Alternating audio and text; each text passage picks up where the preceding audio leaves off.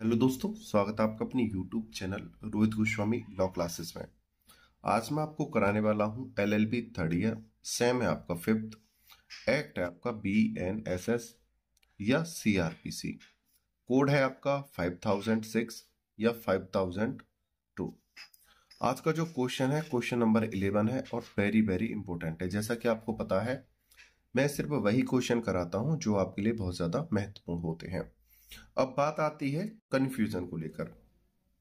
पहले तो कुछ कमेंट आ रही है कि सर हमारा सेमेस्टर मैच नहीं कर रहा है। तो ये मैं प्रत्येक वीडियो में बताता हूं, आप किसी भी सेमेस्टर से हो, किसी भी कॉलेज से हो, अगर आपका सिलेबस मैच कर रहा है, आपके आपका सिलेबस मैच कर रहा है हमारी वीडियो से, तो बहुत जरूरी है वही देखो आप। ठीक है। और आपका एक्ट का जो नाम है वो आपके सेमेस्टर में मैच नहीं कर रहा है, कोई दिक्कत नहीं है, लेकिन आपके सिलेबस में वो नाम है तो बहुत जरूरी है। ठीक है। दोनों ही बात समझ लो। एक तो वीडियो से सिलेबस मैच कर रहा हो, दूसरा सब्जेक्ट का नाम आपके सब्जेक्ट यानी एक्ट से मैच कर रहा हो। सेमेस्टर आपका कोई हो, कोई दिक्कत नहीं है। दूसरी बात, अभी मैंने जिन बच्चों को PDF दिए थे या जिन्होंने अभी डेट शीट देखी है तो उनमें कंफ्यूजन बना हुआ है, अभी तक उनको चीजें समझ में नहीं आई हैं। मैंने वहां पे जो PDF नोट्स दिए हैं वहां पे CRPC लिखा हुआ है। अब मेरे पे कमेंट आ रही हैं, बोल रहे हैं कि सर आपने 5006 का हमें PDF नहीं दिया है। तो भाई 5002 5006 एक ही है। इसका जो नाम चेंज हुआ है, CRPC का दंड प्रक्रिया संहिता का नाम बदलकर भारतीय नागरिक सुरक्षा संहिता कर दिया है। ठीक है। तो जब कभी हम किसी की बात करेंगे, एक्टों की गिनती जब करेंगे, तो ये 5002 नंबर का एक्ट है, दंड प्रक्रिया संहिता। इसको जब चेंज किया गया है तो इसका नाम 5006 कर दिया है कोड वाइज। ठीक है भाई। नए और पुराने में फिर फर्क क्या रह जाएगा? तो नए CRPC जो चेंज होके आई है उसका कोड भी चेंज कर दिया है, 5006 कर दिया है। सिलेबस एक ही है। ठीक है, जो मैं करा रहा हूं। ठीक है। यानी कि 5002 और 5006 एक जगह ही याद करना। ठीक है। अब बात करते हैं क्वेश्चन की। क्वेश्चन नंबर है आपका 11। अब से पहले मैं काफी क्वेश्चन आपके करा चुका हूं, आप प्ले लिस्ट पर जाकर देखिएगा। कुछ भाई बोल रहे थे कि सर आपने प्ले लिस्ट नहीं बना रखी है। आज तक मैंने जितने भी सेमेस्टर कराए हैं, जितने भी एक्ट कराए हैं, सबकी मैंने प्ले लिस्ट बनाकर दी हुई है। आप प्ले लिस्ट चेक करिए। उसी प्रकार से मैंने CRPC यानी तुम्हारा BNSS की भी प्ले लिस्ट बना दी है। ठीक है। आपके पेपर स्टार्ट हो रहे हैं 15 जनवरी से। आप तैयारी कीजिए। ठीक है। एनी कोई डाउट, एनी प्रॉब्लम, आप व्हाट्सएप मैसेज करिए, कमेंट में बताइए, मैं तुरंत उसका सॉल्यूशन करूंगा या कोई समझाने की चीज होगी तो समझाने का प्रयास करूंगा। आज का जो क्वेश्चन है बहुत ही महत्वपूर्ण है। क्वेश्चन में चलने से पहले एक चीज और बता देता हूं, मैंने व्हाट्सएप पर एक चैनल बनाया है। ठीक है। और जो चैनल है वो रोहित गोस्वामी लॉ क्लास नाम से ही है, रोहित गोस्वामी लॉ क्लास नाम से ही चैनल है, उसे आप फॉलो कीजिए। ठीक है। जो भी आपकी लॉ से रिलेटेड नोटिफिकेशन होगी, कोई अपडेट होगी, आपको प्रोवाइड कराई जाएगी। अब चलते हैं अपने क्वेश्चन की तरफ। क्वेश्चन है हमारा, देखो यहां पे दे पे से लिख रहा है, तो इसको शॉर्ट में हमने लिखा था दंड प्रक्रिया संहिता। अब इसकी जगह आपको क्या लिखना है? जैसे न्यू एक्ट आपका जैसे आएगा उसमें उसी के अकॉर्डिंग क्वेश्चन आएंगे, तो वहां पे द से की जगह आपका क्या लिखा आएगा? BNSS।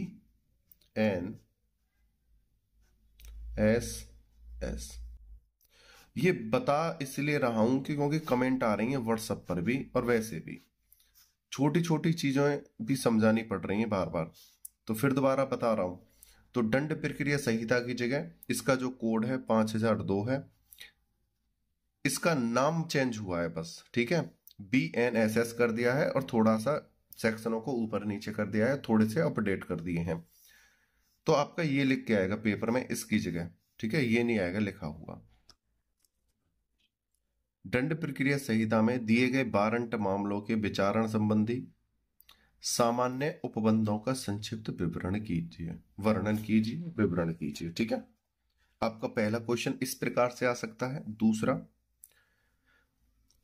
पुलिस रिपोर्ट पर संस्थित वारंट, संस्थित माने होता है जमा करना। ठीक है, वारंट मामलों के विचारण की प्रक्रिया लिखिए। अब कहोगे सर ये विचारण क्या होता है, इसके ऊपर भी मैं वीडियो डाल चुका हूं, अन्वेषण वाले में मैंने विचारण को एक्सप्लेन किया है। आगे चलते हैं।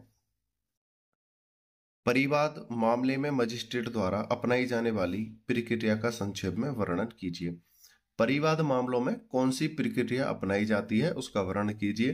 तो परिवाद के ऊपर मैंने स्पेशल एक लॉन्ग क्वेश्चन बनाया है आपका, आप उसे भी जाकर देखिएगा, आपको प्लेलिस्ट में मिल जाएगा। अब ये है, अब किसी छोटे बड़े भाई बहन को, जैसे कोई अभी न्यू है, उनको प्लेलिस्ट देखनी नहीं आती है, या कोई थोड़े नए चीजों को नहीं जानते हैं, तो उनके लिए मैं बता देता हूँ प्लेलिस्ट कैसे देखते हैं। ठीक है, हमारा फोन है ऐसे, हम अपने YouTube पे जाएंगे। ठीक है, YouTube पे जाने के बाद जो भी हमारी वीडियो होगी वो आपके सामने ओपन हो जाएगी। इस प्रकार से हमारा चैनल होगा। आप रोहित LLB डाल कर भी सर्च करोगे ना, देखो जैसे मैंने यहाँ पे लिखा है रोहित LLB, तो भी आपका चैनल निकल आएगा। गोस्वामी LLB करोगे तो भी निकल आएगा। या वीडियो जो आएगी, अब जैसे वीडियो देख रहे हो आप, उसको बता देता हूँ प्लेलिस्ट कहाँ होगी। जैसे कोई वीडियो चल रही है आपकी, ठीक है, जैसे आप ये वीडियो देख रहे हो अपने चैनल पे, आपको क्या करना है, रोहित गोस्वामी लॉ क्लास है, इस पे क्लिक करना है। ठीक है, ऐसे क्लिक करते ही आपकी यहां पर तो सारी वीडियोस आ जाएंगी, और ऊपर आ जाएगा सब्सक्राइब का ऑप्शन। तो आप पहले सब्सक्राइब कीजिएगा, फिर वीडियोस देखिएगा कितनी वीडियो मैंने यहाँ पे डाली हुई है, और वीडियो के साइड में ही है देखो प्लेलिस्ट का ऑप्शन। ठीक है, तो यहाँ पे आप प्लेलिस्ट देखिएगा, देखो यहाँ पे मैंने लिखा हुआ है BNSS CRPC 5002 कोड है, सेमिस्टर आपका 5th है। अगर आपका सेमिस्टर मैच नहीं कर रहा है या कोड मैच नहीं कर रहा है उससे दिक्कत नहीं है, आपका यहाँ पे नाम मैच करना चाहिए। ठीक है, तो इस प्रकार से आप प्लेलिस्ट भी देख सकते हो। आगे चलते हैं।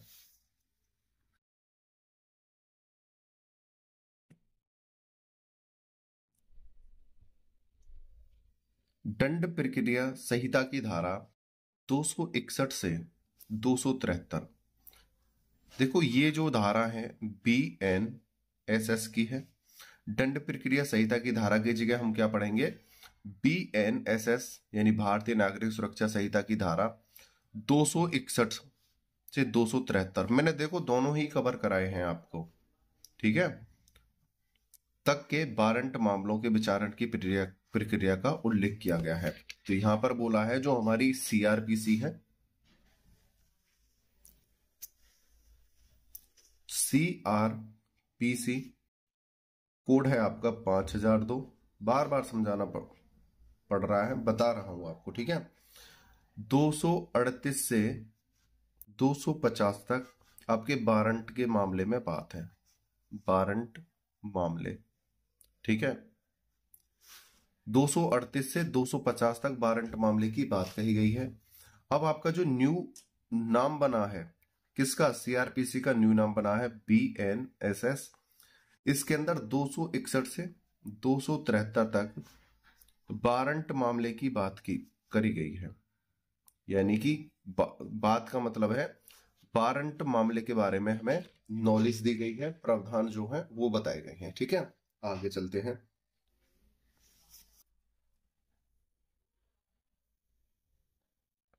देखो इसे समझते हैं। CRPC की धारा है 207। ठीक है, उसका अनुपालन 207 क्या कहती है, जब किसी व्यक्ति के ऊपर केस डाला जाता है और वो न्यायालय में उपस्थित होता है, तो उस व्यक्ति को, अब व्यक्ति कौन होता है, प्रतिवादी होता है या अभियुक्त, इसके ऊपर केस डाला किसने, वादी ने। तो मजिस्ट्रेट धारा 207 के अनुसार अब जो चेंज हुई है वो 230 यानी BNSS, इसके द्वारा यह आदेश देती है, यह प्रावधान करती है कि इस प्रतिवादी या अभियुक्त को जो इस पर केस पड़ा है उस कथन की, अभिकथन की एक प्रतिलिपि से दे दी जाए, यानी कॉपी दे दी जाए। ठीक है, वो कोर्ट से जाकर जो उसके ऊपर आरोप लगाए गए हैं उसकी कॉपी वो ले सकता है, और इसका प्रावधान कौन करेगा? मजिस्ट्रेट कराएगा। ये है 207 सीआरपीसी। 207 में बोला है कि ऐसा प्रावधान है कि प्रतिवादी या अभियुक्त कॉपी ले सकता है। अगर किसी कारण से नहीं ली जाती है तो 261 के द्वारा बीएनएसएस के द्वारा मजिस्ट्रेट उसकी व्यवस्था कराएगा।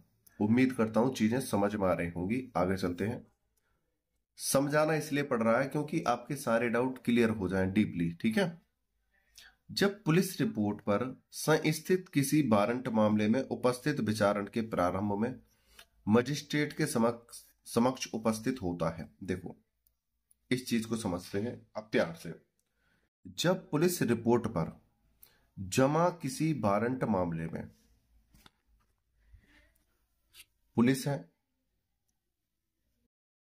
ठीक है, पुलिस ने कोई एफआईआर बनाई है। एफआईआर को हम रिपोर्ट कहते हैं, फर्स्ट इंफॉर्मेशन रिपोर्ट। ये एफआईआर लेकर कहां पे गए हैं? कोर्ट में गए हैं, कोर्ट में जमा करा दी है। ठीक है, इस पर विचारण चल रहा है। ठीक है, पुलिस ने एफआईआर बनाई, एफआईआर लेके कोर्ट में गई, कोर्ट में चल रहा है विचारण। जब पुलिस रिपोर्ट पर संस्थित यानी जमा किसी वारंट मामले में अभियुक्त विचारण के प्रारंभ में मजिस्ट्रेट के समक्ष उपस्थित होता है। ठीक है, ये लेके गए और विचारण के समय कौन उपस्थित होगा? यहां पर प्रतिवादी। ठीक है, प्रतिवादी यानी ये अभियुक्त यहां पर उपस्थित होगा। ठीक है, आगे चलते हैं। यह लाया जाता है, उपस्थित होता है यानी स्वयं आ जाता है, या पुलिस के द्वारा लाया जाता है। भाई दो ही कंडीशन तो होती हैं, कोई भी मुलजिम हो, कोई भी अपराधी हो, या तो स्वयं उपस्थित हो जाए या उसको पुलिस के द्वारा लाया जाए। आगे चलते हैं। धारा 207 के उपबंधों का अनुपालन कर लिया है, यानी कि धारा 207 यानी 230। प्रतिवादी कब उपस्थित होगा? देखो 200 उपस्थित होने से पहले ही 207 के उपबंधों का पालन कर लिया है।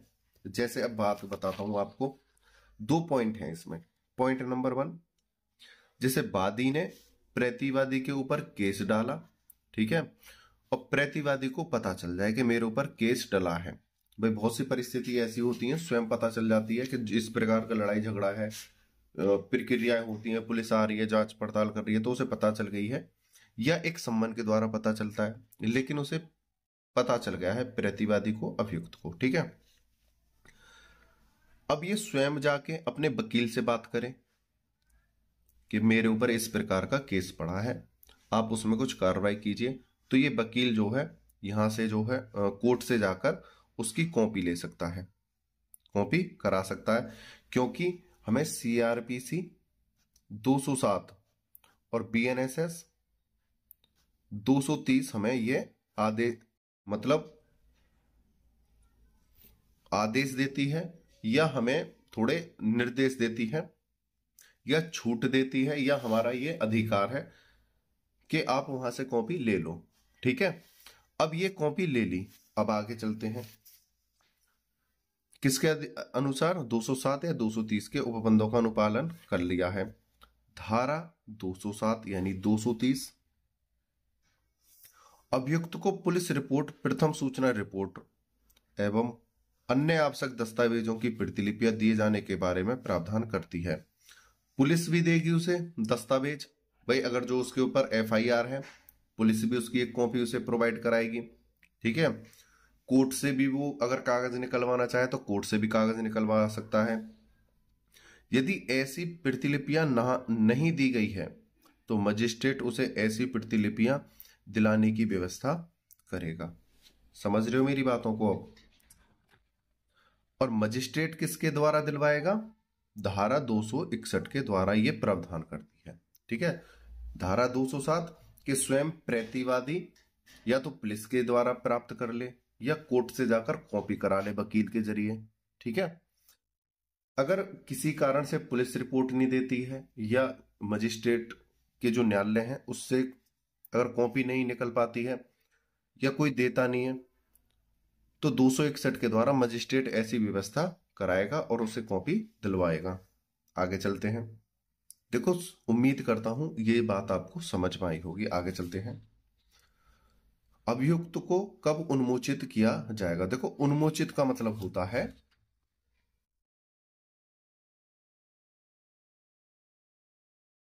इसके बहुत अर्थ हैं, लेकिन हम भी 2-3 अर्थ आपको बता देते हैं। उन्मोचित यानी क्षमा करना, ठीक है, छोड़ना, मुक्त करना, ठीक है, या जाने देना। इसके ये अर्थ होते हैं, और भी अन्य अर्थ हैं इसके काफी हैं। अब ये किन परिस्थितियों में लागू होते हैं वो अलग अलग बात है।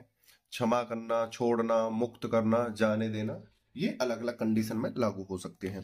अब बात करते हैं, हम अपने टिप्पणी के आधार पर समझते हैं। अभियुक्त को कब उन्मोचित किया जाएगा या ना छोड़ दिया जाएगा? धारा सीआरपीसी के अकॉर्डिंग, देखो मैं बार बार नहीं बोलूंगा, अब आप ध्यान रखना, जो ब्लैक पेन से हैं और जो इस नोट्स में लिखे हुए हैं वो सीआरपीसी के सेक्शन है, और जो रेड से हैं वो बीएनएसएस के सेक्शन है, और जहां जरूरत होगी मैं बता दूंगा।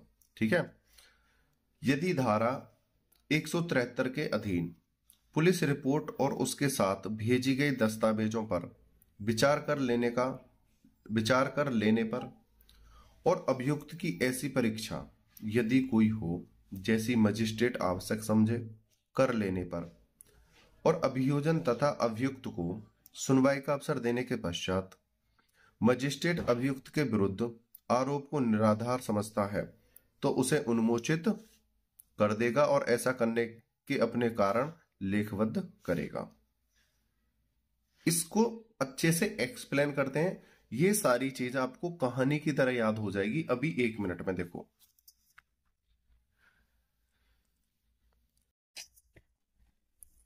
वादी,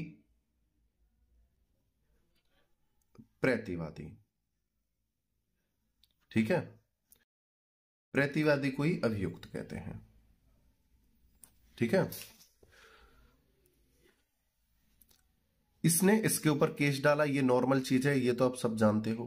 केस डालने के बाद इस व्यक्ति ने कोर्ट में अपने अभिवचन यानी जो एफआईआर है वो पेश करी होगी, या कोई अन्य दस्तावेज पेश करे होंगे, अन्य दस्तावेज पेश करे होंगे, या इसने कुछ अन्य चीज पेश करी हो, अन्य कोई भी सबूत हो, गवाह हो, कोई भी चीज हो, इसने अपनी जो इसको उचित लगा इसने अन्य कोई पेश किया। ठीक है, केस में। अब ये सब किसके ऊपर डाले गए हैं? ये सारी चीज प्रतिवादी के ऊपर ही तो लगाई गई हैं। अब बात करते हैं मजिस्ट्रेट की। मजिस्ट्रेट अभिकथन को देखकर, किसके? वादी के अभिकथन को देखकर, एफआईआर को देखकर, या कोई अन्य दस्तावेज हैं उनको देखने के बाद, ठीक है, इसे कहते हैं अभियोजन। ठीक है, जो केस डालता है, चाहे आपकी एफआईआर हुई हो या आप प्रतिवादी हो, दोनों ही पक्ष, ठीक है, चाहे आपने एफआईआर हो, वादी हो या प्रतिवादी हो, दोनों को ही मजिस्ट्रेट एक एक बार सुनेगा। अभियोजन को सुनने के बाद, अभियोजन कहते हैं वादी को, और अभियुक्त को सुनने के बाद, सारे एफआईआर देखने के बाद, दस्तावेज देखने के बाद, और मजिस्ट्रेट यह विचारण करे, ठीक है, कि अभियुक्त के ऊपर कोई केस साबित नहीं होता है, कोई आरोप साबित नहीं होता है, यानी ये मुजरिम नहीं है और कोई केस या अपराध साबित नहीं है, तब इसे छोड़ दिया जाएगा। किसको? प्रतिवादी या अभियुक्त को मुक्त किया जाएगा। ठीक है, इसी चीज को यहां पर बोला गया था। धारा 173 के अधीन पुलिस रिपोर्ट और उसके साथ भेजी गई दस्तावेजों पर, भाई पुलिस रिपोर्ट तो जाएगी या और उसके साथ कोई अन्य दस्तावेज हो, पर विचार कर लेने पर और अभियुक्त की ऐसी परीक्षा, भाई अभियुक्त की जांच पड़ताल की जाती है, उससे बूझा जाता है। जब कोर्ट में व्यक्ति को लेके जाते हैं तो उससे जज साहब बूझते हैं। यदि कोई हो, मतलब अगर बूझने लायक कोई बात हो तो जैसी मजिस्ट्रेट आवश्यक समझे, भाई अभियुक्त से जो बात बूझने लायक है वो अगर बूझ जो वो उचित समझे तो बूझ सकते हैं।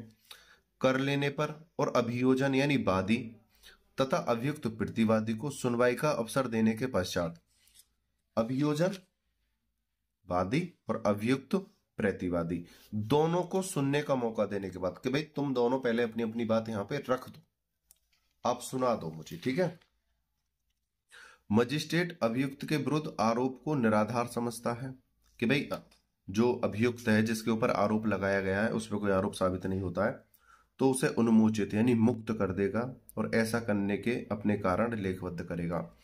और वहां पर मजिस्ट्रेट लिखेगा कि मैंने जो अभिकथन, एफआईआर, दस्तावेज जो पेश किए थे या कोई अन्य जो चीज इन्होंने पेश की है, उन सभी को देखने के बाद मैं इस कारण से अभियुक्त को दोष मुक्त कर रहा हूं। वो क्या करेगा? लेखबद्ध करेगा। ठीक है, एक कागज पर।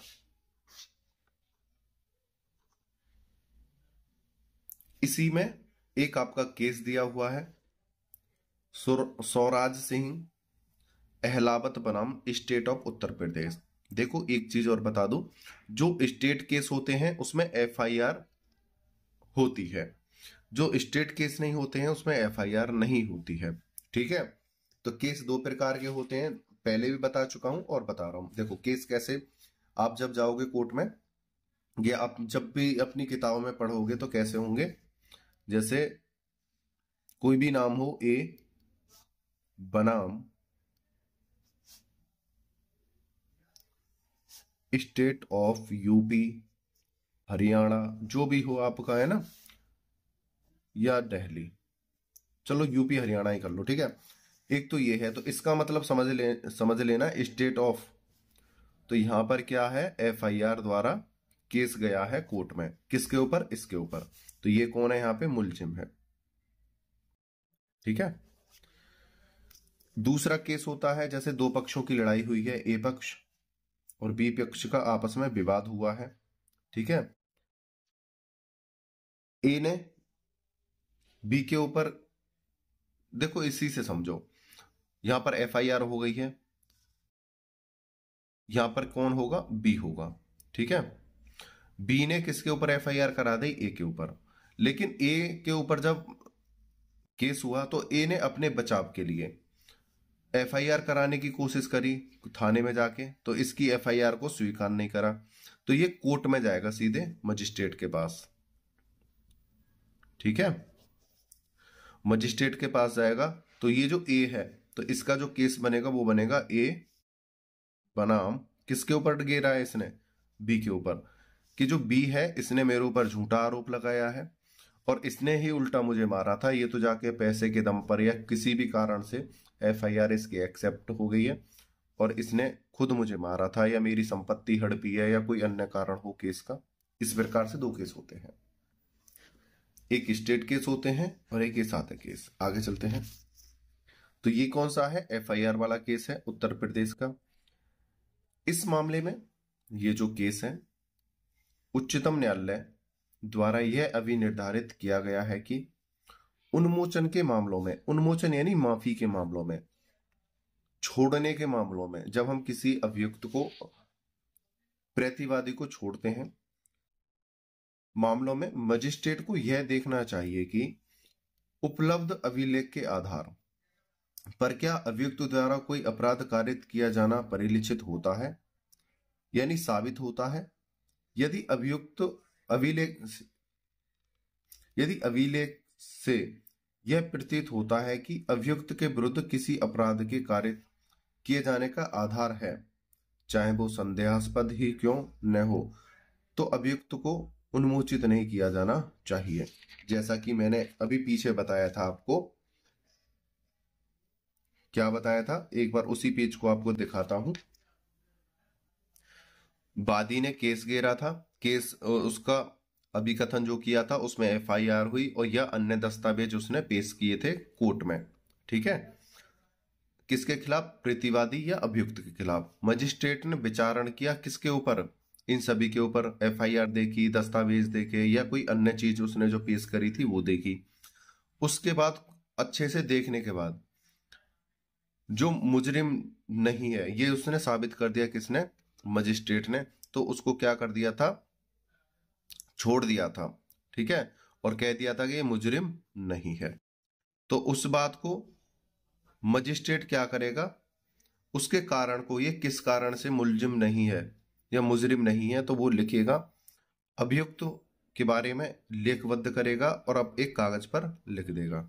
ठीक है, तो यहां पर बोला है कि उन कारणों को लिखेगा कि अभियुक्त किस कारण से दोषी नहीं है।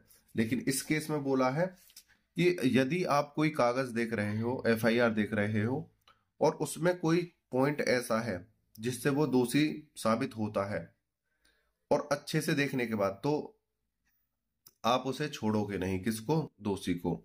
और आपको वो जो दस्तावेज हैं अच्छे से देखने चाहिए। देखने के बाद अगर एक भी पॉइंट उसके खिलाफ बनता है तो उसे छोड़ा नहीं जाएगा। ठीक है, तो यही बात यहां पर बोली है।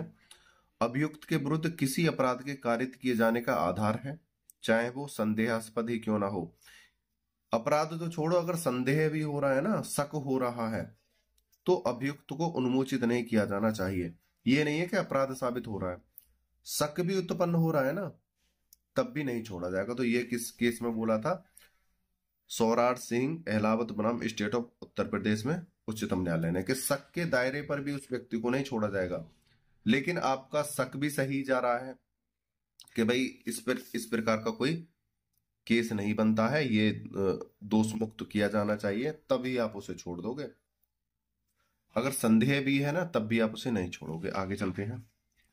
आरोप विचरित करना, धारा 240 न्यू सेक्शन 263 के अनुसार, यदि ऐसे विचारण परीक्षा यदि कोई हो और सुनवाई कर लेने पर मजिस्ट्रेट की राय है कि ऐसी उपधारणा करने का आधार है कि अभियुक्त ने इस अध्याय के अधीन विचारणीय ऐसा अपराध किया है जिसका विचारण करने के लिए मजिस्ट्रेट सक्षम है, और जो उसकी राय में उसके द्वारा पर्याप्त रूप में दंडित किया जा सकता है, तो अभियुक्त के विरुद्ध आरोप लिखित रूप में विरचित करेगा। यह निर्मित या पूरा किया हुआ।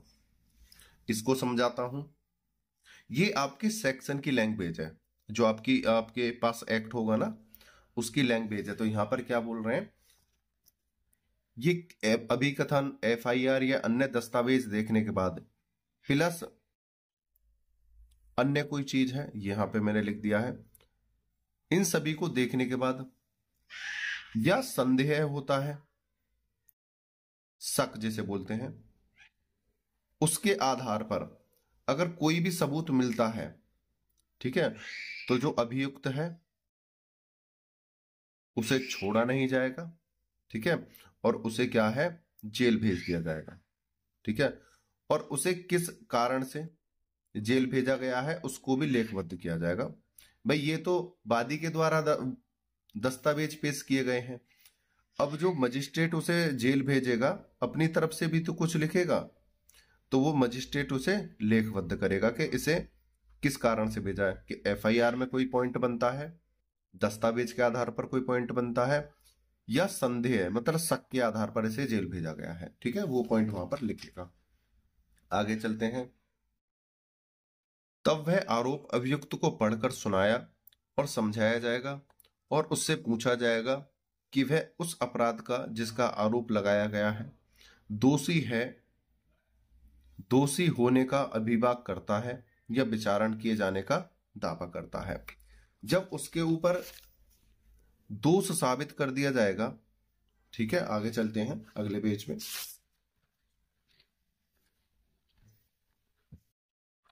जब अभियुक्त के ऊपर दोष साबित कर दिया जाएगा कि हाँ ये दोषी है, कौन है अभियुक्त, तो अभियुक्त को एक बार वो पढ़कर सुनाया जाएगा, ठीक है, और उसकी एक कॉपी उसको यानी उसके किसी जो उसकी कार्रवाई कर रहे होंगे वकील को दे दी जाएगी, ठीक है। आगे चलते हैं, आगे चलते हैं। दोषी होने के अभिभाग पर दोष सिद्ध धारा 241 न्यू 264। यदि अभियुक्त दोषी होने का अभिवचन करता है तो मजिस्ट्रेट उसे अभिभाग को लेखबद्ध करेगा और उसके आधार पर उसे स्वविवेकानुसार दोषित करेगा। देखो एक बात समझते हैं, एक होता है वादी, एक होता है प्रतिवादी, ठीक है, इसको कहते हैं हम अभियुक्त। देखो एक चीज को मैं बार बार बताता हूं, आपका रिवीजन भी हो जाए, याद भी हो जाए। इसको कहते हैं अभियोजन, ठीक है। ये जो वादी की तरफ से जो अभियोजन होता है, ये पता है कौन करता है? जिसने एफआईआर करी हो, वो प्रशासनिक अधिकारी हो सकता है या कोई पुलिस हो सकती है, ठीक है। ये अभियोजन होता है, ये वादी होता है, तो इसलिए इन सभी को वादी के ही पक्ष में रख देते हैं, ठीक है। भाई ये एफआईआर और जो पुलिस अधिकारी होगा जिसने एफआईआर करी है वो वादी का पक्ष ही लेगा या बताएगा, तो उसे, हालांकि उसको पुलिस को कहते हैं अभियोजन, वो दोष सिद्ध करने के लिए उपस्थित है या दस्तावेज देता है या एफआईआर देता है, ठीक है। ये वादी के ही पक्ष में होते हैं तो इसलिए इधर अभियोजन कह देते हैं, लेकिन वादी अलग होता है, ये होता है अभियुक्त। अभियुक्त की बात करते हैं अभिभाग की।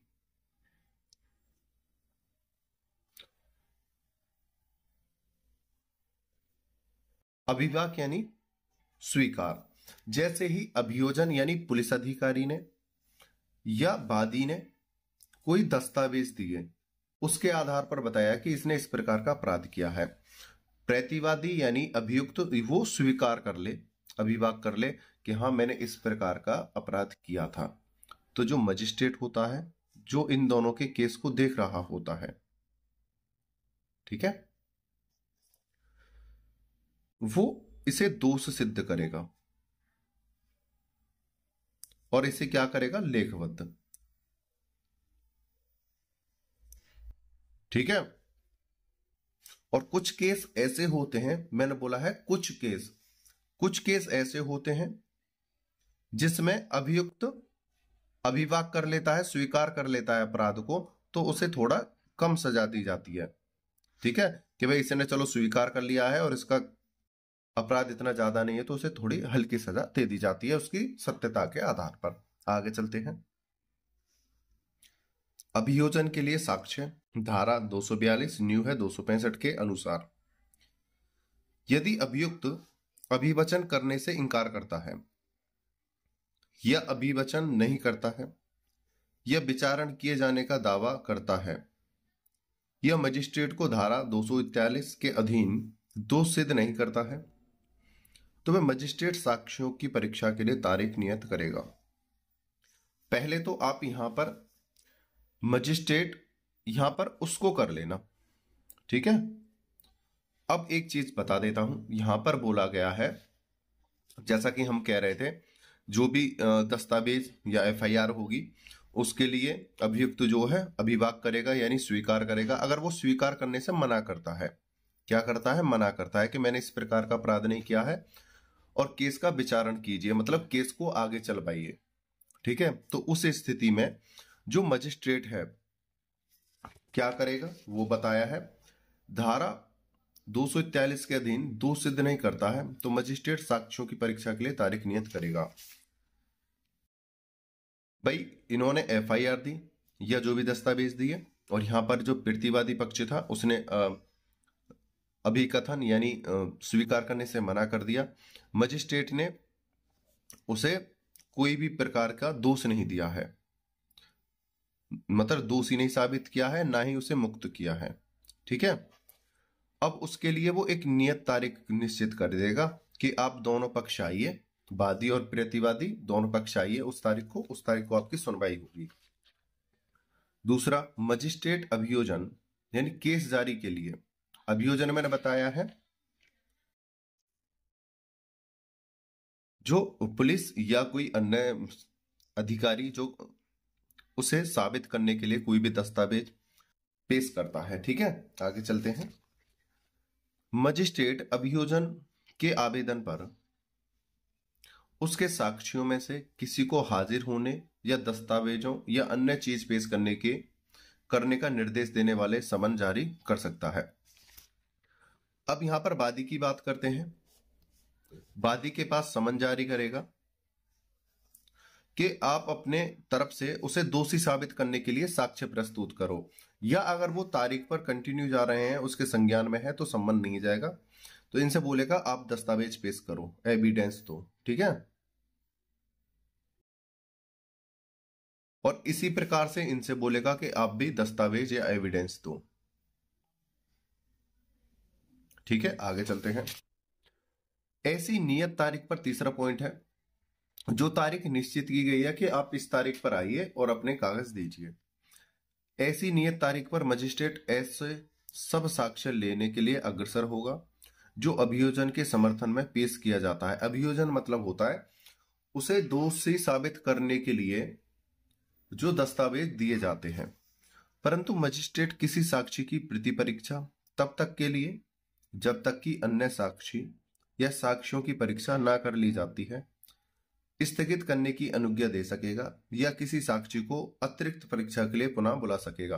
तो यहां पर बोला है, देखो जब हम केस चलता है, केस चलने के समय में गवाह काफी आते हैं। गवाह एक हो सकता है, दो हो सकते हैं, तीन हो सकते हैं, चार हो सकते हैं, अन्य भी हो सकते हैं। ठीक है, अब एक तारीख नियत करता है, जैसे स्टार्टिंग में तारीख नियत करी कि इन्होंने अपराध स्वीकार नहीं किया है, आप दूसरी तारीख को आइएगा और अपने दस्तावेज आप भी देना, आप भी देना। दस्तावेज देने के बाद अगर मजिस्ट्रेट को लगेगा तो वो गवाहों को बुलाएगा। ठीक है, एक की गवाही हो गई, एक की नहीं हो पाई है, तो वो और भी तारीख दे सकता है। और इस बात को तो आप सभी जानते होंगे कि मजिस्ट्रेट या जज जो हमारे कोर्ट हैं कितनी बार तारीख हमें देते हैं। ठीक है, अब कहोगे सर वो कितनी बार बुला सकता है, कितने तारीख लगा सकता है? 10 साल भी हो सकते हैं, 15 साल भी हो सकते हैं, 50 साल भी हो सकते हैं, हो सकता है 1 वर्ष में आपका मैटर सॉल्व हो जाए, वो आपके नसीब पर डिपेंड करता है। ठीक है, दस्तावेजों को छोड़ो, नसीब पर, भारत का जो न्यायालय है वो नसीब पर डिपेंड करता है। ठीक है, इस प्रकार की व्यवस्था है। तो वो और भी तारीख नियत कर देगा कि आप अपने गवाह सबूत लाइए, या मजिस्ट्रेट को लगे कि भाई अभी मेरा प्रथम गवाह जो है उससे बात हुई है, उसके दस्तावेज देख रहा हूं, अन्य को मैं अन्य तारीख पर देखूंगा, तो और तारीख दे देगा। आगे चलते हैं। प्रतिरक्षा का साक्ष्य, धारा 243 न्यू 266। तब अभियुक्त से उम्मीद की जाएगी कि वह अपनी प्रतिरक्षा आरंभ करे और अपना साक्ष्य पेश करे।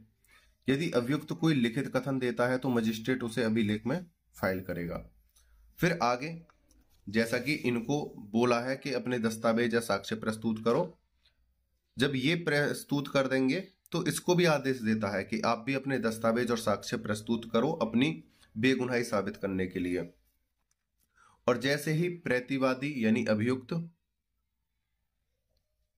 कोई भी अभिकथन करके, अभिकथन कहते हैं जो बातें होती हैं, बातों को अभिकथन कहते हैं, जो केस वो अपने सपोर्ट में, अपने पक्ष में जो केस बनाना चाहता है, लिखना चाहता है, वो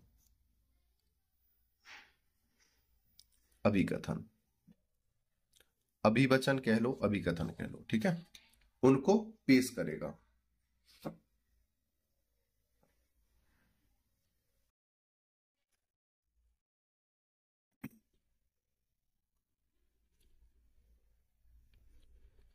वादी करेगा तो अभिकथन करेगा, और प्रतिवादी करेगा तो अभिवचन करेगा। आगे चलते हैं।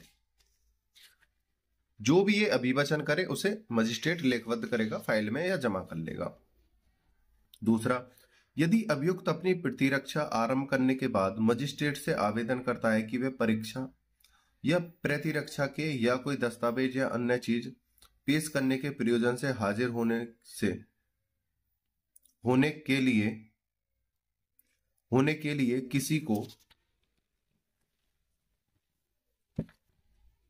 विवश करने के लिए कोई आदेशिका जारी करे, तो मजिस्ट्रेट ऐसी आदेशिका जारी करेगा जब तक उसका यह विचार न हो कि ऐसा आवेदन इस आधार पर नामंजूर कर दिया जाना चाहिए कि वह तंग करने के या विलंब करने के या न्याय के आदेश को विफल करने के प्रयोजन से किया गया है और ऐसा कारण उसके द्वारा लेखबद्ध किया जाएगा। देखो, इस चीज को मैं समझा देता हूं 1 मिनट में। प्रतिरक्षा का जो साक्ष्य है 243 यानी 266 के अनुसार मजिस्ट्रेट प्रतिवादी को भी यानी अभियुक्त को एक मौका देगा कि आप भी अपने अभिवचन ला के दीजिए, जो अपने बचाव में अभिकथन करना है, अपने केस में जो आपको देना है वो ला के दीजिए। दूसरा, ये अभियुक्त यानी प्रतिवादी ये कहता है कि सर एक कोई गवाह है या कोई व्यक्ति है, ठीक है, आप उसको, जब वो मेरे कहने से नहीं आ रहा है कोर्ट में और वो सारी सत्यता जानता है कि मैंने अपराध किया है या नहीं किया है, वो सारी बात जानता है, मेरे कहने से नहीं आ रहा है, आप उस पे कोर्ट के द्वारा नोटिस भेजो, ठीक है, कोर्ट के द्वारा नोटिस भेजो। तो मजिस्ट्रेट उस व्यक्ति को बुलाने के लिए जिसके लिए वो बोल रहा है आदेश देगी। लेकिन अगर मजिस्ट्रेट को या कोर्ट को ये लगता है, यानी न्यायालय को ये लगता है कि ये व्यक्ति जो प्रतिवादी है सिर्फ बहाना बना रहा है, न्यायालय का समय बर्बाद करने की कोशिश कर रहा है, या उस जो व्यक्ति का नाम ले रहा है कि वो सारी सत्यता जानता है, उसे परेशान करने की कोशिश कर रहा है, ठीक है, तो इस आधार पर मजिस्ट्रेट उसे किसी भी प्रकार का आदेश नहीं देगा बुलाने के लिए। दोबारा से समझ लो, प्रतिवादी ये कहे कि कोई व्यक्ति है वो सारी सत्यता जानता है, आप कोर्ट के द्वारा उसे बुलाओ, और मजिस्ट्रेट या उसे बुला सकता है अगर वो बात सत्य हो, पता चल जाती है दस्तावेजों से, ठीक है।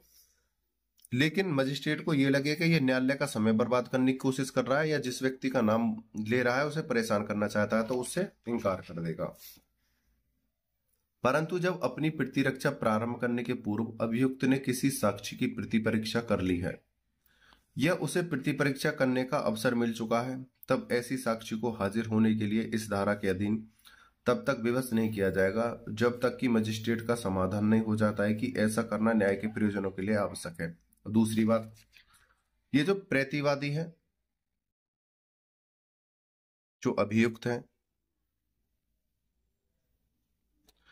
ये किसी गवाह से बात करता है, ठीक है, कि भाई ऐसे ऐसे मेरे ऊपर केस पड़ा है, आप मेरी गवाही दे दो, मेरी तरफ से गवाही दे दो। तो ये व्यक्ति क्या है, राजी हो जाता है कि हाँ भाई मैं तुम्हारे पक्ष में गवाही दे दूंगा, कोई दिक्कत नहीं है। तो ये नहीं है कि जिस दिन इसने हामी भरी गवाह ने उसी दिन कोर्ट में लेकर चला गया, नहीं, मजिस्ट्रेट पहले एक डेट यानी तारीख नियत करेगा, उस तारीख पर ये जाएगा, ठीक है। और मजिस्ट्रेट ये भी देखेगा कि इस व्यक्ति को ये जबरदस्ती है, कोई लालच या प्रलोभन देके तो नहीं लाया है।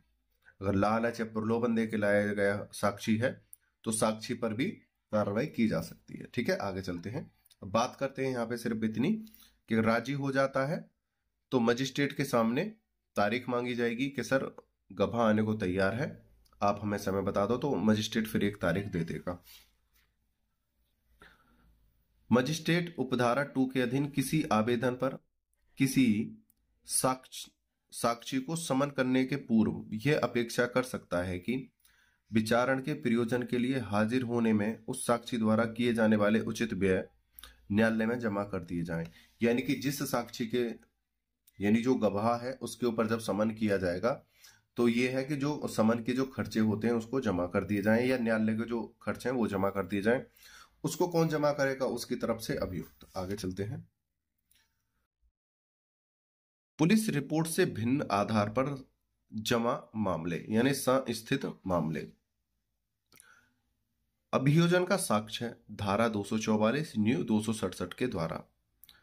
नंबर 1, जब पुलिस रिपोर्ट से भिन्न आधार पर संस्थित किसी वारंट मामले में मजिस्ट्रेट के समक्ष उपस्थित हाजिर होता है या लाया जाता है, तब मजिस्ट्रेट अभियोजन को सुनने के लिए और ऐसा सब साक्ष्य लेने के लिए अग्रसर होगा जो अभियोजन के समर्थन में पेश किया जाए। जैसा कि देखो मैंने पहले बताया था, स्टार्टिंग में केस दो प्रकार से पढ़ते हैं, ठीक है।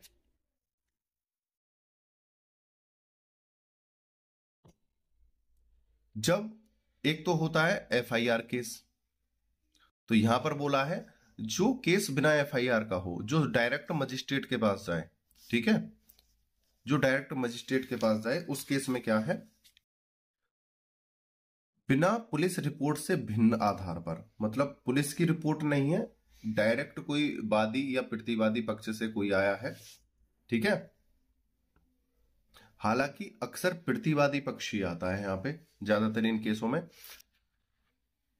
किसी वारंट मामले में मजिस्ट्रेट के समक्ष अभियुक्त तो हाजिर होता है या लाया जाता है, तब मजिस्ट्रेट अभियोजन को सुनने के लिए, अब इसमें ये जो वादी बन गया, ठीक है भाई, ये एफआईआर लिखाने गया था ए, लेकिन इसकी एफआईआर को स्वीकार नहीं किया, इसे भगा दिया,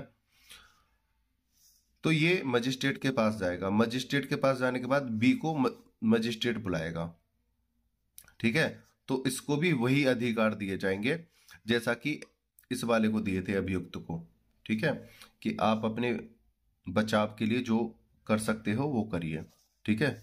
आगे चलते हैं।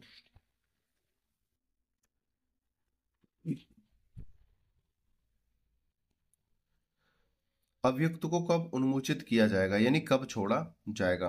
245 न्यू 268। यदि धारा 267 में निर्दिष्ट सब साक्ष्य लेने पर मजिस्ट्रेट का उन कारणों से जो लेखबद्ध किए जाएंगे यह विचार है कि अभियुक्त के विरुद्ध ऐसा कोई मामला सिद्ध नहीं हुआ है जो अखंडित रहने पर उसकी दोष सिद्ध के लिए समुचित आधार हो, तो मजिस्ट्रेट उसको उन्मोचित कर देगा। जैसे 267 में हमने पढ़ा था, अगर किसी व्यक्ति पर, जैसे हमने पढ़ा है ये वाला अभियोजन का साक्ष्य, इसमें से जो प्रतिवादी है ये मजिस्ट्रेट के द्वारा केस हुआ है, तो ये जो प्रतिवादी है इसने भी दस्तावेज पेश करे और इसने भी दस्तावेज पेश करे और इनका विचारण किया किसने? मजिस्ट्रेट ने। तो ऐसी स्थिति में इसको क्या है, छोड़ दिया जाएगा और छोड़ने के कारणों को मजिस्ट्रेट लेखबद्ध करेगा। प्रक्रिया वो सही सब सेम रहेंगी जो स्टेट केस में होती हैं, ठीक है। आगे चलते हैं। प्रक्रिया जहां अभियुक्त उन्मोचित नहीं किया जाता है, धारा 246 न्यू 269 के अनुसार यदि साक्ष्य के लिए जाने पर या मामले के लिए प्रवर्तन प्रक्रम में मजिस्ट्रेट की राय है कि अभियुक्त ने इस अध्याय के अधीन विचारणीय ऐसा अपराध किया है जिसका विचारण करने के लिए मजिस्ट्रेट सक्षम है और जो उसकी राय में उसके द्वारा पर्याप्त रूप में दंडित किया जा सकता है, तो वह अभियुक्त के विरुद्ध आरोप लिखित रूप में निर्मित करेगा यानी विरचित करेगा। विरचित का मतलब होता है निर्मित करना। इस लाइन में क्या है, वादी है, वादी ने दस्तावेज दिए, मजिस्ट्रेट केस था, और इधर प्रतिवादी ने अपने बचाव में कागज दिए। उन दोनों को देखने के बाद मजिस्ट्रेट ने विचारण किया कि भाई ये बी जो है दोषी पाया जा रहा है, ठीक है, तो उस स्थिति में उसे सजा के तौर पर जेल भेज देगा, ठीक है। और किस कारण से उसे जेल भेजा जा रहा है, उन सभी कारणों को अपनी तरफ से मजिस्ट्रेट फिर लेखबद्ध करेगा कि हमने वादी के भी कागज देखे, प्रतिवादी के भी कागज देखे, इस कारण से ये हमें पॉइंट मिले हैं, इस कारण से इसे जेल भेजा जा रहा है, ठीक है। आगे, वह आरोप अभियुक्त को पढ़कर सुनाया और समझाया जाएगा और उससे पूछा जाएगा कि क्या वह दोषी होने का अभियोग करता है अथवा प्रतिरक्षा करना चाहता है। दूसरा, जो मजिस्ट्रेट लेखबद्ध करेगा चीजों को कि आप किस कारण से दोषी बताए गए हो। भाई वादी ने भी कागज दिए, प्रतिवादी ने अपने बचाव के कागज दिए। उसको देखने के बाद मजिस्ट्रेट ने लेखबद्ध किया कि इस कारण से अपराधी हो। मजिस्ट्रेट उसे पढ़ के सुनाएगा कि आप इस अपराध में जेल जाने वाले हो या अपराधी हो, क्या आप ये स्वीकार करते हो। अगर वो स्वीकार करता है तो मजिस्ट्रेट उसे कुछ राहत दे सकता है, कि कुछ केस ऐसे होते हैं जिसमें राहत दे सकता है कि चलो भाई इसने स्वीकार किया है तो इसे थोड़ी राहत दे देते हैं। अगर वो स्वीकार नहीं करता है तो मजिस्ट्रेट अपनी मर्जी से उसे सजा दे देगा। ठीक है, सजा तो सब में मिलनी मिलनी है, लेकिन कुछ केस ऐसे हैं, अगर नॉर्मल केस हैं और उसे जेल जाना पड़ रहा है मजबूरी में, छोटे मोटे केस है और जेल जाना पड़ रहा है, तो मजिस्ट्रेट उसकी सजा थोड़ी कम कर देगा। या कोई वैसे केस है जिसमें लग रहा है कि इसका इतना फॉल्ट नहीं है, इतना बड़ा हाथ नहीं है अपराध में और इसको जेल जाना पड़ रहा है, तो उस दशा में उस व्यक्ति को थोड़ी कम सजा कर देगा और उन कारणों को लेखबद्ध करेगा, इसे क्यों जेल भेजा जा रहा है। आगे, यदि अभियुक्त तो दोषी होने का वचन करता है तो मजिस्ट्रेट का अभिभावक को लेखबद्ध करेगा और उसके आधार पर उसे स्वयं विवेक अनुसार दोषित कर सकेगा। दूसरा, मजिस्ट्रेट ने बूझा था कि आप दोषी हो और वो कह देता है कि हाँ मैं दोषी हूं, तो किस जो वो कहेगा कि हाँ मैं इस कारण से ऐसे ऐसे मैंने अपराध किया, तो उसको सभी को लेखबद्ध करेगा। ठीक है, कौन, मजिस्ट्रेट, और उसे फाइल में लगा देगा कि इसने ये स्वयं स्वीकार किया है, ऐसे लेखबद्ध कर देगा। ठीक है,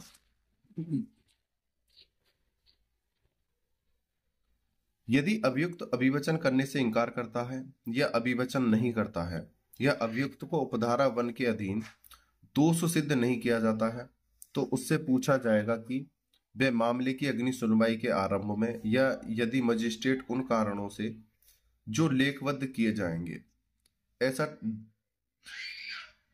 ठीक समझता है तो तत्काल बताए कि क्या वह अभियोजन के उन साक्ष्यों में से जिनका साक्ष्य लिखा जा चुका है किसी की प्रति परीक्षा करना चाहता है, और यदि करना चाहता है तो किसकी।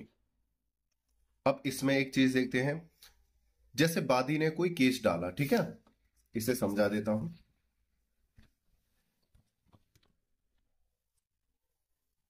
वादी ने, देखो दो प्रकार से केस पड़ता है ना, ए और बी।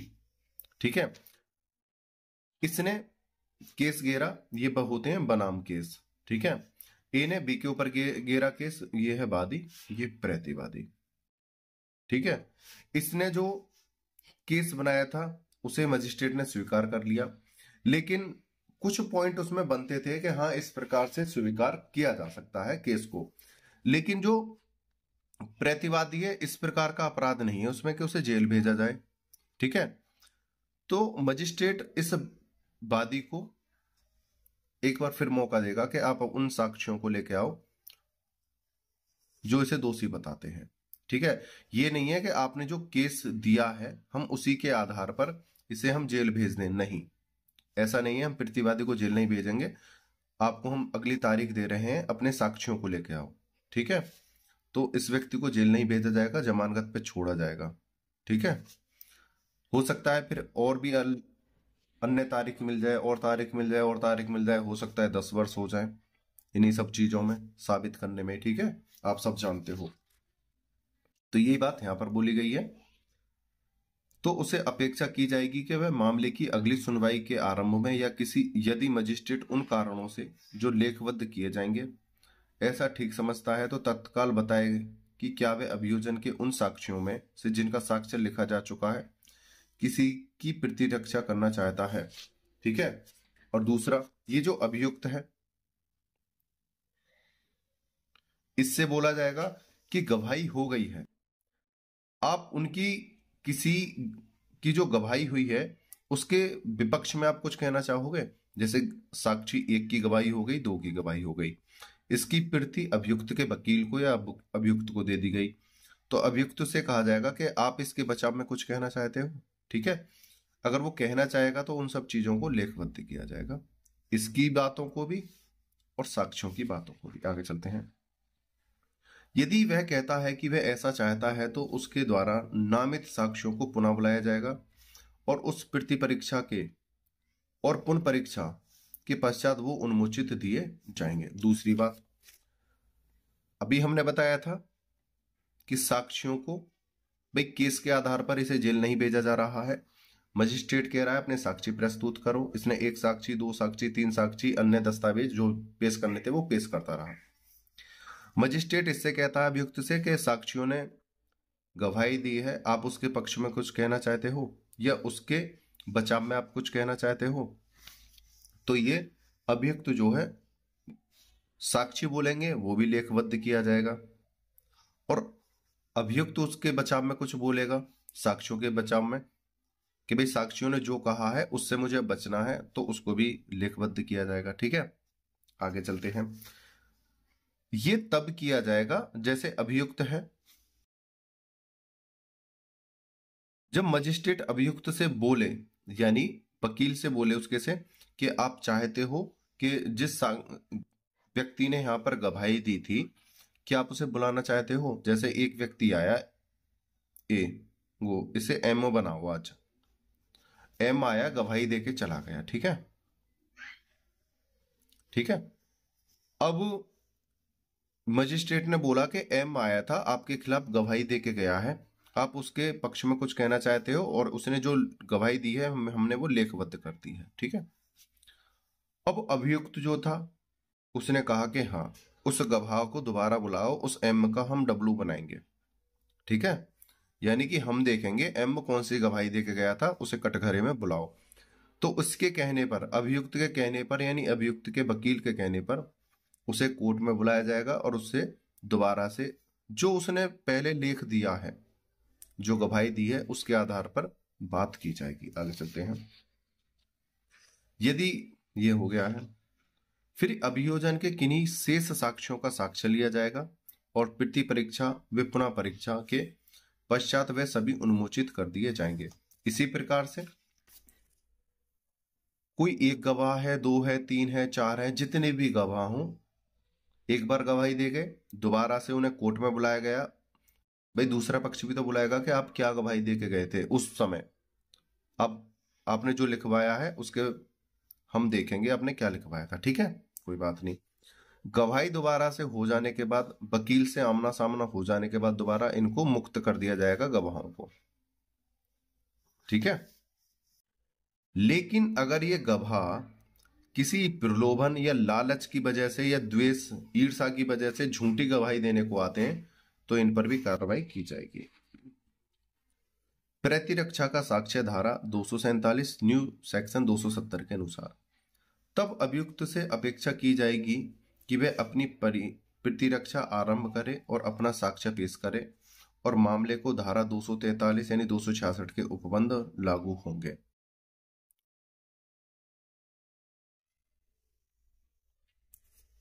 के उपबंध लागू होंगे। तो यहां पर क्या है, जैसे एक साक्षी था, दो था, तीन थे, जितने भी थे सबकी गवाही हो गई। अभियुक्त के पास इसके लेख भी चले गए कि क्या गवाही दी है। उसके बाद इसके वकील ने इन्हें दोबारा से बुला लिया कि आपने क्या गवाही दी थी, उनसे वार्तालाप हो गई। उसके बाद मजिस्ट्रेट बोलेगा या न्यायालय बोलेगा कि दोबारा भी ये आ गए हैं, आप अगर अपने बचाव में और कुछ दस्तावेज या कुछ साक्षी पेश करना चाहते हो तो पेश कर दो, लेखबद्ध करवाओ। ठीक है, आगे चलते हैं। तब अभियुक्त से अपेक्षा की जाएगी कि वह अपनी प्रतिरक्षा आरंभ करे और अपना साक्ष्य पेश करें, और मामले को धारा 243 के उपबंध लागू होंगे, 43 के अधीन उपबंध लागू होंगे। आगे चलते हैं। विचारण की समाप्ति धारा 247 के अनुसार, सॉरी ये 48 है, 48, ठीक है, 248, और न्यू सेक्शन है तुम्हारा बीएनएसएस ये वाला, ये सीआरपीसी, ये 248 के अनुसार दोष मुक्ति या दोष सिद्ध। भाई जब ये सारी प्रक्रिया हो जाने के बाद, जैसा कि बताया है, एक बार गवाह आ गए, दो बार गवाह आ गए, उसके बाद वकील ने भी, दूसरे वकील ने निश्चित करने के लिए जो इसने लेखबद्ध किया है, उसके कोर्ट में भी दोबारा गवाह आ गए, सभी दस्तावेज पेश हो गए, उसके बाद सभी विचारण हो गए। ठीक है, अब या तो व्यक्ति दोष मुक्त होगा या दोष सिद्ध। ठीक है, या तो वो दोषी साबित होगा या दोष मुक्त। उसे देखते हैं। यदि इस अध्याय के अधीन किसी मामले में जिसमें आरोप विरचित किया गया है, मजिस्ट्रेट इस निष्कर्ष पर पूछता है कि अभियुक्त दोषी नहीं है, तो वह दोष मुक्ति का आदेश अभिलिखित करेगा। तो यहां पर क्या बोला है, सभी चीजों को देखने के बाद प्रथम पक्ष और द्वितीय पक्ष दोनों पक्षों को देखने के बाद पता चला कि जो अभियुक्त है, यानी ये जो प्रतिवादी है, ये दोषी नहीं है, तो इसे दोष मुक्त किया जाएगा। ठीक है, आगे चलते हैं। जहां इस अध्याय के अधीन किसी मामले में मजिस्ट्रेट इस निष्कर्ष पर पहुंचता है कि अभियुक्त दोषी है, किंतु वह धारा 325 या धारा 360 यानी न्यू 364, 401 के उपबंधों के अनुसार कार्यवाही नहीं करता है, वहां वे दंड के प्रश्न पर अभियुक्त को सुनने के पश्चात विधि के अनुसार उसके बारे में दंडादेश दे सकता है। अभी क्या पढ़ा था, दोनों का विचारण होने के बाद देखने के बाद जो व्यक्ति दोष मुक्त है उसे छोड़ दिया जाएगा कि भाई इस पर किसी प्रकार का आरोप साबित नहीं हो रहा है, प्रतिवादी पर, इसे मुक्त कर दो। ठीक है, उसी बाद अगर विचारण के बाद यह पता चलता है कि हाँ भाई ये तो दोषी है, भाई दो ही कंडीशन होती हैं, तो दोष मुक्त होगा या दोषी होगा। अगर दोषी है तो धारा 325 और 360 न्यू सेक्शन 364 401 के अधीन उसे दोषी साबित करके लेखबद्ध करके दंड दे दिया जाएगा। तीसरा, जहां इस अध्याय के अधीन किसी मामले में धारा 211 न्यू सेक्शन 234 की उपधारा 4 के उपबंधों के अधीन पूर्व दोष सिद्ध का आरोप लगाया गया है और अभियुक्त यह स्वीकार नहीं करता है कि आरोप में किए गए अभिकथन के अनुसार उसे पहले दोष सिद्ध किया गया था, वह मजिस्ट्रेट उस अभियुक्त को दोष सिद्ध करने के पश्चात अभिकथित पूर्ण दोष सिद्ध के बारे में साक्ष्य ले सकेगा और इस पर निष्कर्ष अभिलिखित करेगा। यहां पर जैसे कोई वादी है, वादी ये कहे कि ये जो प्रतिवादी है ये पहले भी दोषी साबित हो चुका है, ठीक है, तो उसके लिए जो मजिस्ट्रेट है वो साक्ष्य ले सकेगा और उनको लेखबद्ध कर सकेगा। आगे चलते हैं। परंतु जब तक अभियुक्त उपधारा 2 के अधीन दोष सिद्ध नहीं कर दिया जाता है, तब तक न तो ऐसा आरोप मजिस्ट्रेट द्वारा पढ़कर सुनाया जाएगा, न अभियुक्त से उस पर अभिवचन करने को कहा जाएगा और न पूर्व सिद्ध का निर्देश अभियोजन द्वारा या उसके दिए गए किसी साक्ष्य में किया जाएगा। देखो इस बात को अच्छे से समझ लेना। दोबारा से यहां पर बोला है जब तक किसी अभियुक्त को दोषी साबित नहीं किया जाएगा, ठीक है, तब तक मजिस्ट्रेट उसे लेखबद्ध नहीं करेगा। दूसरी बात, आगे चलते हैं। अगर मजिस्ट्रेट ने किसी व्यक्ति को दोषी बता दिया है, ठीक है, संपूर्ण कार्रवाई होने के बाद, ठीक है,